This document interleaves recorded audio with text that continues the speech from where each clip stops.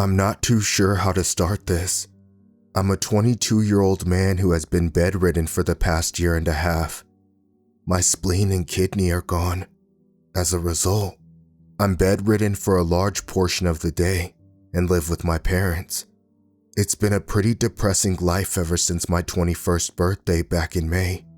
I live in southwestern rural Massachusetts and haven't been able to fully participate in my life recently. It sucks, but I guess I'm just lucky to be alive. At this point, you're all probably confused as to what I'm writing. I needed somewhere to warn people, to write down the experience I had on my birthday that night in 2016. It was a late night out with the boys. We were out at the bar in town having a good time up until 1 a.m. It was my birthday, May 14th. I was the last one to be dropped off at home. Our designated driver and I were having a chat about plans for the 4th of July. He missed my street. He said he would turn around at the next chance, and I told him to just pull out of someone's driveway. Unluckily for us, the next house never had anyone home, and I now know why. The house was a dark, dreary color. It was the kind of house that shouted old but still looked like it was in a decent condition. There was always a truck in the driveway, but it hasn't been touched for years, and the lights are never on. I told our driver John to pull into the driveway. I knew the house owner was almost never home, and so he complied. As John drove up the driveway, I couldn't help but let my eyes wander in boredom. I've never actually studied the lot, but everything seemed weirdly well kept for the local ghost house. Believe me, people never saw the house owner here, but the place was always tidy. Rumors flew around saying that it was a local drug house, or that it belonged to some sort of underground cult looking to stone itself in northern New England. Boy, were those rumors wrong. Funnily enough, I would have preferred to be assaulted by a drug lord compared to the experience I had. John looked at the house and jokingly said we should get out of here before the satanic cult gets us. My eyes suddenly snapped to the window. I saw two glowing orbs pointed right at our direction, covered up by a window curtain.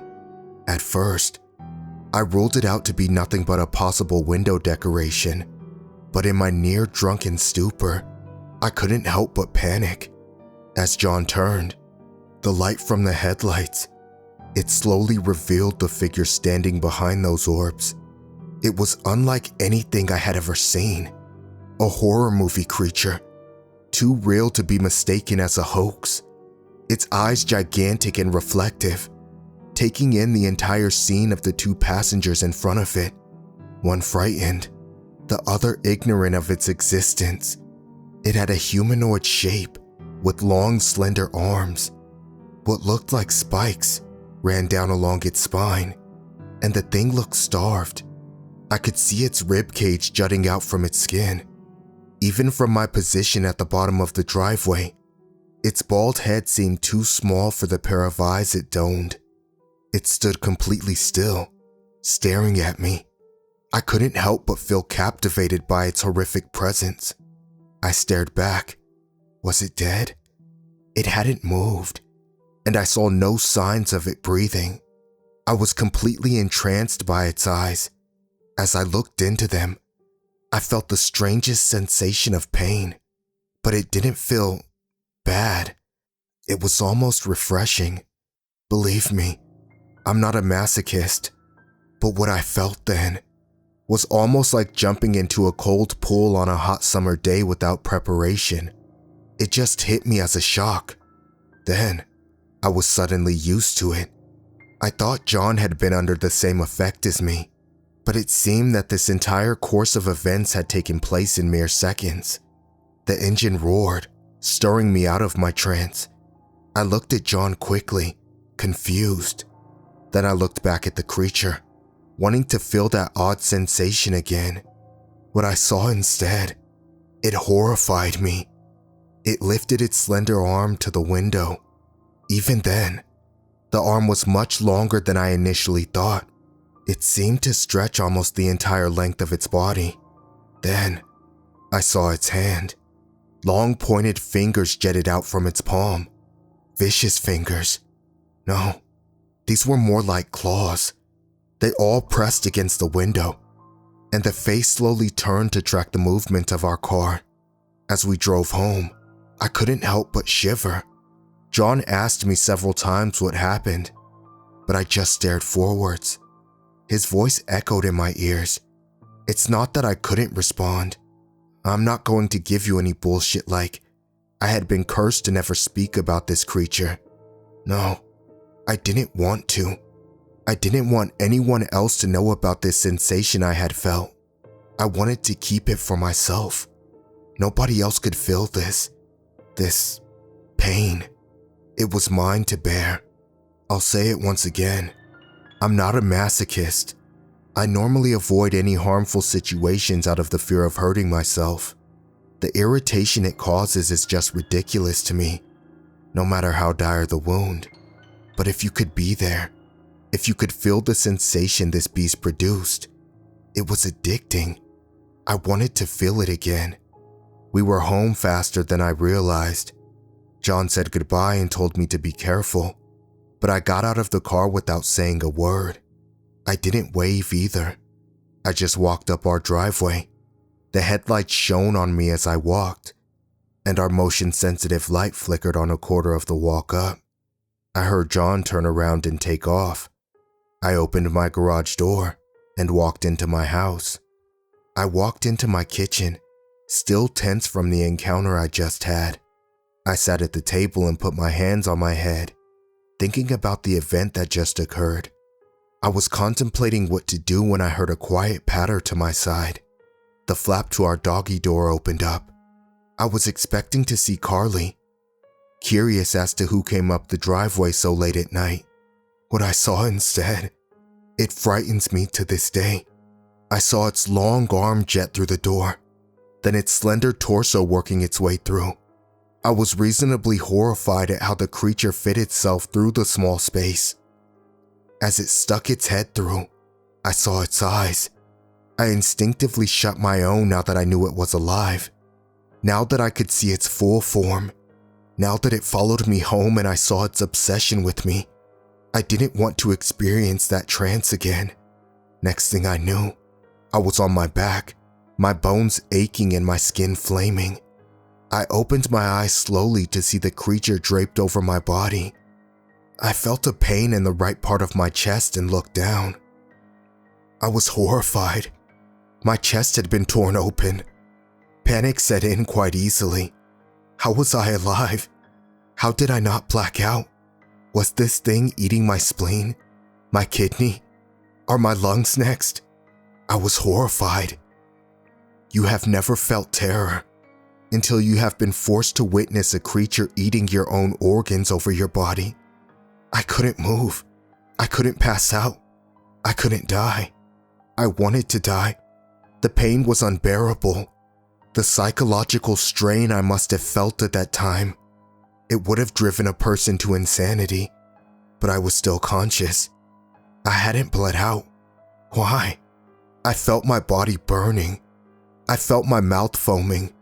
My head was spinning.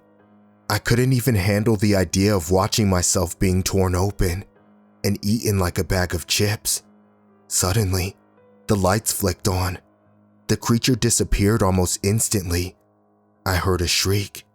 I saw the legs of both of my parents and my dog yelping uncontrollably as I passed out. I remembered the sudden feeling of relief as my mind faded into the black. I woke up in the hospital half a week later, somehow still alive. Apparently, I lost my spleen and one of my kidneys. My flesh around the area of the injury was mostly artificial, according to the surgeon who greeted me. I looked around for my family. My parents weren't in the room. Instead, a man in a suit sat in a chair at the foot of my bed. He was small and had his hair gelled back. I would say he was 5'6" and seemed to be about 160 pounds. Not much muscle on him. He introduced himself as Mr. Brent. He said it was a code name and I wouldn't need to know much about him. I guess he was a CIA member or something. He paid for my entire operation. I wasn't quite sure what was up with the act of kindness, but it must have been expensive. All he asked was for some answers to his questions. Then he might answer some of mine. So I told him the story. Then he filled in the gaps for me. I guess my parents had gotten a call from John telling them to come get me. John had thought the alcohol had hit me too hard, since I seemed completely phased out on the way back. When my parents found me, they didn't see the creature, only me lying there with my torso torn open. They thought that I was dead until they checked my pulse. Even the doctors in the ER said that I should have been. Apparently, John was found dead the next morning and had apparently died on the walk from his driveway to his house. All his organs were missing. Then, Mr. Brent told me what this creature was. He called it a Wendigo, those things from folklore. They eat human organs and hate light, which is why I guess it chose an abandoned house to live in. Once you see one, it never stops chasing you. Most horrific of all, though, was its saliva. Apparently, it keeps humans alive and conscious through whatever wound is afflicted upon them, so that they feel the full terror and pain that the Wendigo punishes them with, until their heart is consumed. I asked him about the eyes. Apparently, whoever he worked for didn't know about this. I guess I'm one of the few people to live through a Wendigo attack, so not much is known about them. Everybody else is found in a state like John was. I asked him if it was alright to talk to other people about this. He said it was fine, and I could even post it online, since nobody would believe me anyways. That was the last I had seen of Mr. Brent for the week. A week later, I was rushed out of the hospital by what appeared to be a SWAT team. I was put into the back of a white van. Surprisingly enough, my parents, my dog Carly, and Mr. Brent were all sitting in the back. There were 2 bright lights blazing down on us from the ceiling of the van. I asked what was going on, my chest hurting from the pressure of my lungs expanding. Apparently, we were being moved to a secure location. Mr. Brent had told my parents the story of the Wendigo attack. My father at first thought it was all bullshit, but he complied. My mother simply wanted me to be safe. We got to the secure location within a half an hour. Turns out it was a house far away from town, about 5 miles out in the middle of nowhere in an already rural area. While the movers that had our stuff were getting everything into the main corridor, Mr. Brent explained the nature of his organization, but I could tell he left out many details. Apparently, they find people like me who survived paranormal attacks, then protect them in exchange for information. The house itself looked ridiculously expensive. He told us that it has a security alarm system that causes the lights to go on whenever movement is detected. Each room will always be lit when someone's inside, and the outside has large floodlights that go on at night whenever they detect movement. It's the first house in the district connected to the town's power station, and has 10 backup generators.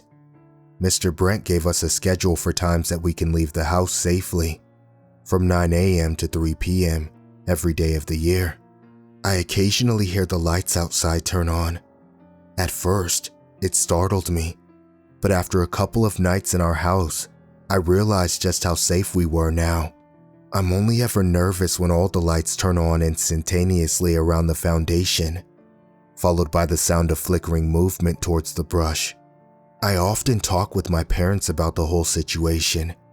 They say that they're just glad they can be sure that we're all safe, and that Mr. Brent and his organization were kind enough to help us. I often wonder if they're being hunted, if even Carly is being hunted. I want to ask Mr. Brent so many questions, but he disappeared after the move-in. I haven't seen a Wendigo since that night, but it's possible I may look outside one night and see it staring at us, hoping for a chance to strike. I just hope that when the time comes, our fortress will hold up, as Brent said. I'm posting this in hopes that whoever reads this will believe me. This isn't about trying to scare you or looking for media attention. This is a warning to everybody who spends late nights out. If you see a shadowy figure in the night, do not leave the light. Do not make the same mistake I did. There's a reason some houses are abandoned, and I fear I may have awoken one of those reasons.